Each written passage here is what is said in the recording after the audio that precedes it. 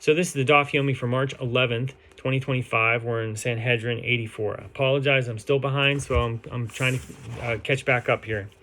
So we ended off in the middle of a verse. So I'm going to go back to the end of 83. It says, this matter we did not learn from the Torah of Moses, our teacher. It was not learned until Ezekiel, son of Buzi, the prophet, came and taught it to us, as it is stated, no foreigner uncircumcised in heart. And then we continue, or uncircumcised in flesh may enter the temple, Ezekiel 44, verse 9.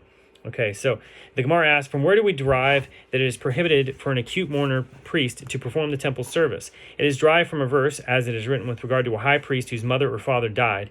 And from the temple he shall not emerge, and he shall not desecrate the temple of his God, Leviticus 21:12. From which it may be inferred that another, who is not a high priest but an ordinary priest, who did not emerge from the temple and who continued to perform the service, has desecrated the service.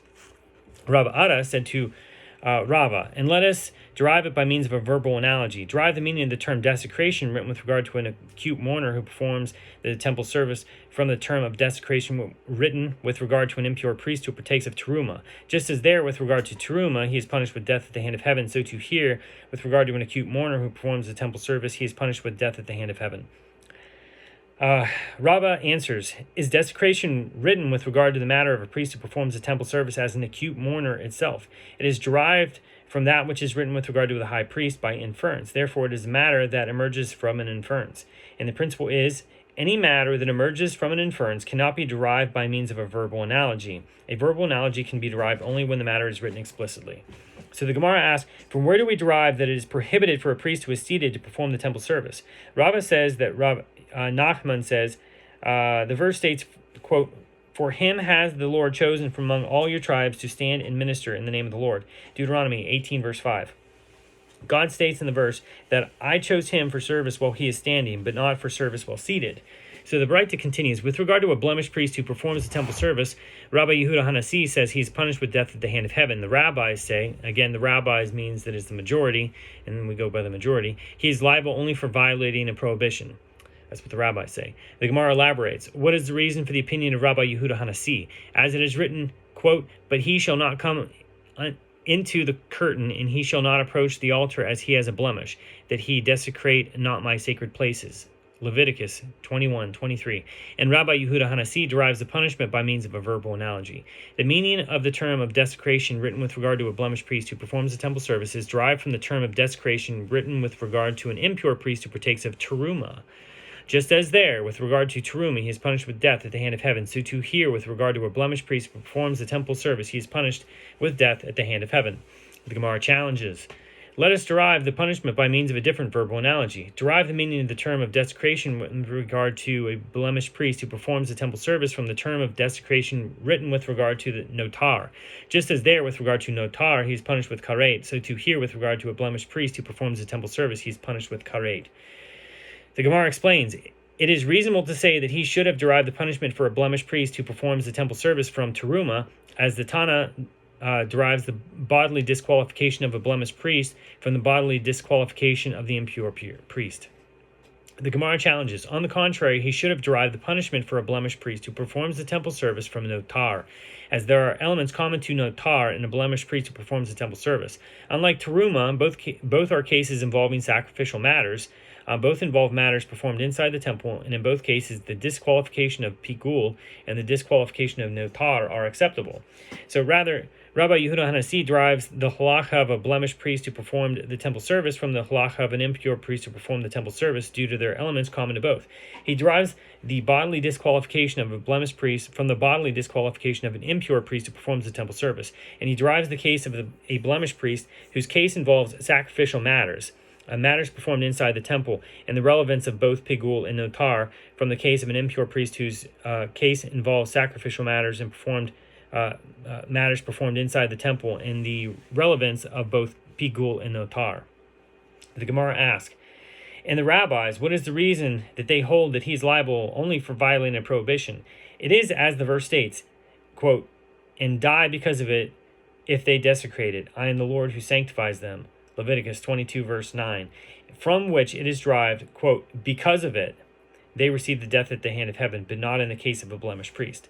The Baraita continues, with regard to one who intentionally performed an action of misuse of consecrated property, Rabbi Yehuda Hanasi says he is punished with death at the hand of heaven. And the rabbis, the majority, say that he is liable only for violating a prohibition.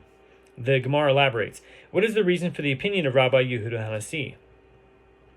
Rabbi Abahu says he derives a verbal analogy.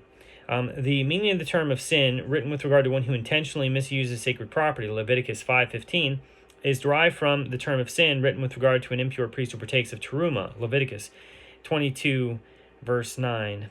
And that the word there used for sin, the Hebrew is tet aleph. So just as there, with regard to teruma, the priest is punished with death at the hand of heaven, so to here, one who intentionally misuses consecrated property is punished with death at the hand of heaven. It goes along with the joke that, the running joke, English and Hebrew have nothing in common. So sin, hate, right? Hate. Something that you're not supposed to do. But anyway, the Gemara explains, and the rabbis say that the verse states with regard to teruma, because of it, quote, because of it.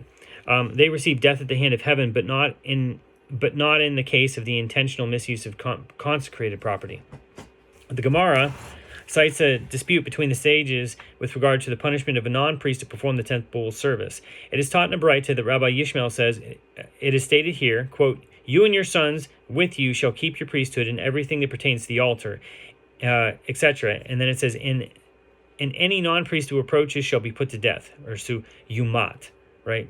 Numbers 18, verse 7. And it is stated there, anyone who approaches the tabernacle of the Lord shall die, yamut. Numbers 17:28. Hold on a second. Yeah. Just as there with reference is to the death at the hand of heaven, so to here, in a case of a non-priest who performs a temple service, the reference is to death at the hand of heaven.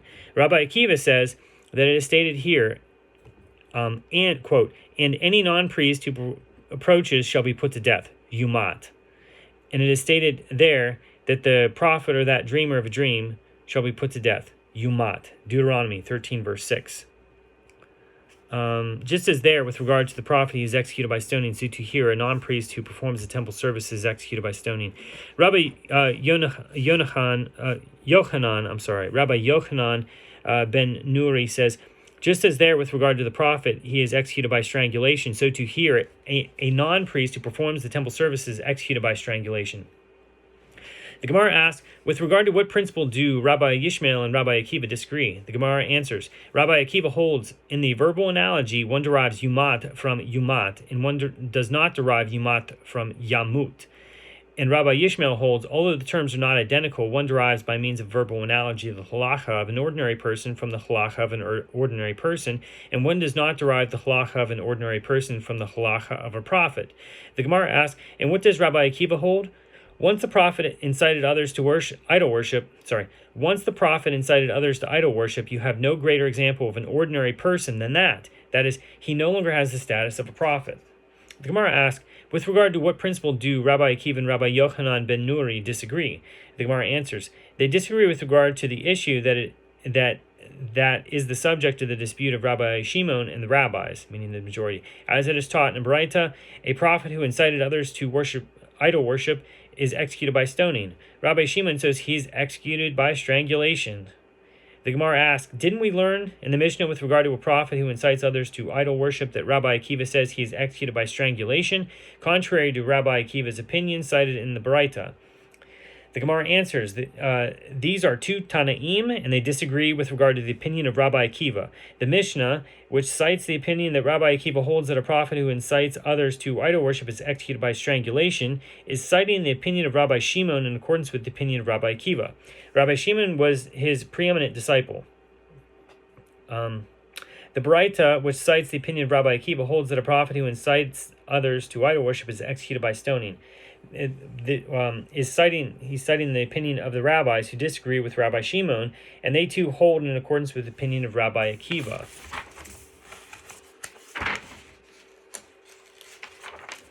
Okay, we now have a new Mishnah, Parak 10. The Mishnah says, these are the transgressors who are strangled in the implementation of the court-imposed death penalty, one who strikes his father or his mother, one who abducts a Jewish person, and a rebellious elder according to the court, and a false prophet, and one who prophesies in the name of idol worship, and one who engages in intercourse with a married woman, and conspiring witnesses who testify that the daughter of a priest committed adultery. And even though were she guilty, she would be executed by burning, and her paramour is also executed via strangulation, as in any case where a man engages in intercourse with a married woman. Okay, now we're back to the Gemara. The Gemara says, the Mishnah teaches one who strikes his father or his mother is executed by strangulation. The Gemara asks, from where do we derive this halacha? The Gemara answers, it is derived from a verse, as it is written, one who strikes his father or his mother shall be put to death. Exodus 21:15. And every death stated in the Torah without specification is referring to nothing other than strangulation. The Gemara suggests, say that one is not executed for striking his father or mother unless he kills him or her. The Gemara explains, does it enter your mind to say that if one kills one other person, he is executed by beheading with a sword? But if he kills his father or mother, he is executed by strangulation. This is not reasonable. The Gemara asks, this works out well according to one who said that strangulation is more a lenient form of execution than decapitation.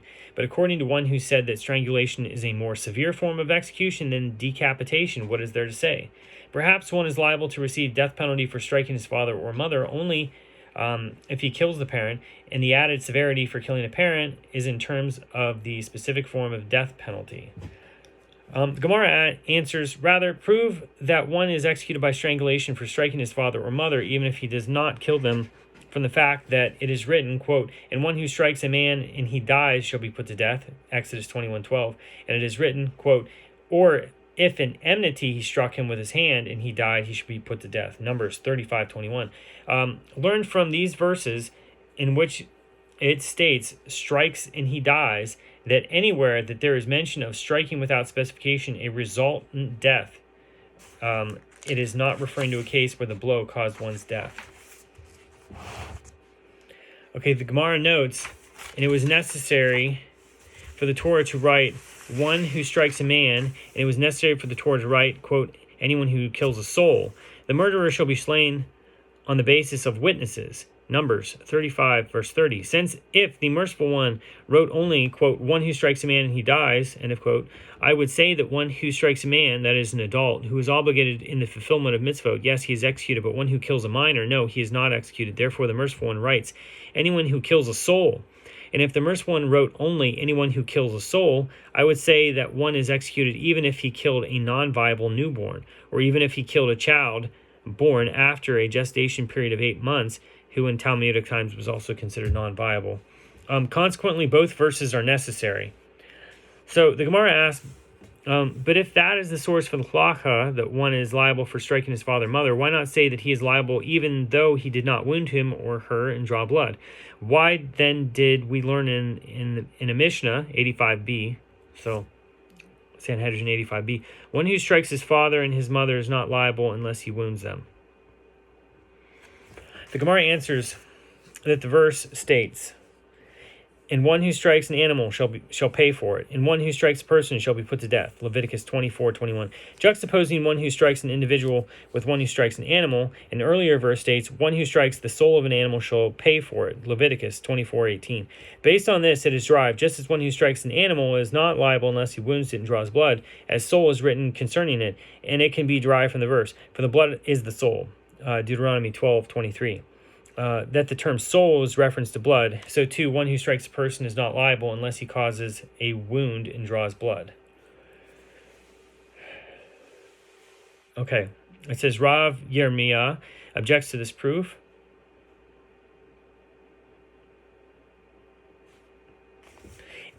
If that is so, then in a case where one weakened the animal by placing a burden of stones upon it and thereby injured or killed it, one would say that so too, in that case, he is not liable because he did not draw blood. Clearly, he is liable to pay for the damage that he caused. Rather, with regard to the term soul in that verse, one who strikes the soul of an animal, if it is not a matter that is relevant to the soul, if it is not a matter that is relevant to the soul of an animal, as even in a case where one weakens the animal by placing a burden of stones upon it, he is liable. Apply it to the matter of the soul of a person, and thereby derive that one who strikes his parent is liable to be executed only if he wounds his parent and draws blood.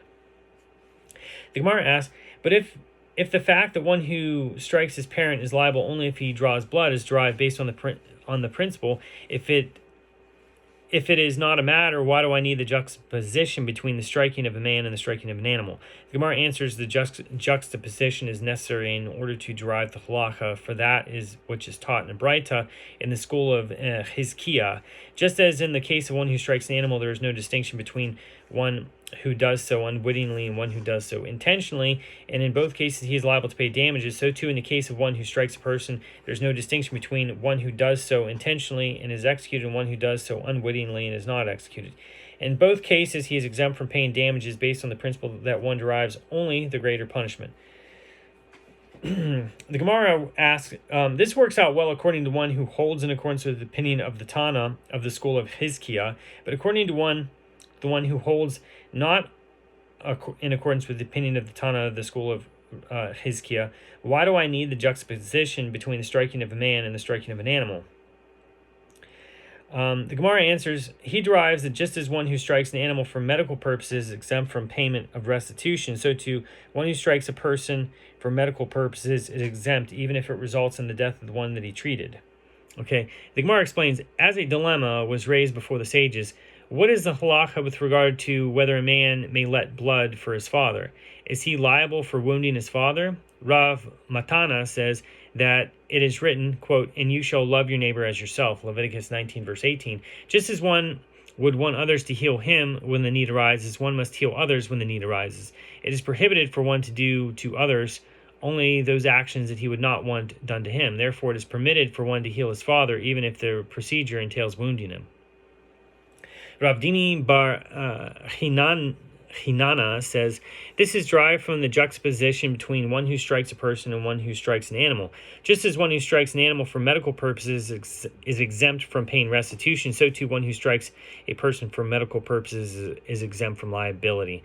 It just actually makes me think of like Sodom and Gomorrah. Just remember, I don't know if you guys have heard this, but like if you would strike somebody in Sodom and Gomorrah, the victim owes the assaultant. That's how the laws were so backwards in their country. But anyway, the Gemara relates, Rav did not allow his son to extract a thorn from him, due to the concern that his son would unwittingly wound him.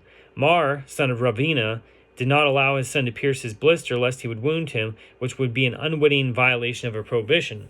The Gemara challenges this. If so, this should be a concern when another who is not his son treats him as well, as it is prohibited for one Jew to injure another. The Gemara explains, there is a distinction, as when another treats him, the concern is that the individual would be an unwitting violation of a prohibition, but by contrast, when his son treats him, the concern is that he would be an unwitting violation of a prohibition punishable by strangulation. The Gemara asks, but with regard to that which we learned in a Mishnah, so Shabbat 122b, it is permitted on Shabbat to move an ordinary hand needle used for sewing garments to extract a thorn with it. Why is it permitted to extract a thorn on Shabbat? Let us be concerned lest he wound the individual in the process, which would be an unwitting violation of a prohibition punishable by stoning.